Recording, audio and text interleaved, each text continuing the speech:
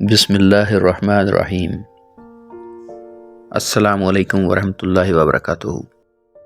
یہ سنہری الفاظ حضرت خواجہ شمس الدین عظیمی صاحب کی کتاب کشکول سے لیے گئے ہیں اور ان کا عنوان ہے ایٹم۔ کہا جاتا ہے کہ یہ دنیا بار بار یا صحیح اندازوں کے مطابق 21 مرتبہ تباہ ہو کر دوبارہ آباد ہوئی ہے۔ خوبصورت رنگین باغ و بہار سے مزین پرکشش برفانی کوہساروں، موتی کی طرح چمکتے دمکتے آبشاروں، آفتاب کی شعاؤں اور چاند کی کرنوں کا مسکن، یہ دنیا اب پھر 40,000 ایٹم بموں کی زد میں موت کے دہانے پر کھڑی ہانپ رہی ہے۔ یہ کیسی ترقی ہے کہ ہم نے آتش فشاں کو اپنا مسکن بنا لیا ہے۔ بالآخر ترقی کا یہ فسوں ایک دن ٹوٹ جائے گا۔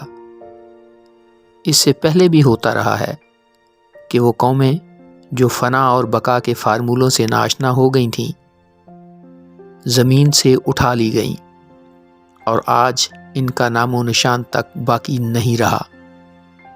ذرا سوچیے تو صحیح، تباہی ہمارے تعاقب میں ہے اور ہم اسے ترقی کا نام دے کر خوش فہمی میں مبتلا ہیں۔ ایک روز فسوں ساز لوگوں کو یہ باور کرنا ہوگا کہ ایٹمی ہتھیار نوع انسانی کے لیے ترقی نہیں بلکہ انسانی نسل کے لیے دہکتی بھٹی ہے۔ اربوں ڈالر نوع انسانی کی بقا اور خوشحالی کے کام آتے، مگر انسان دشمن سائنسدانوں نے یہ ڈالر بھی بھٹی میں جھونک دیے ہیں۔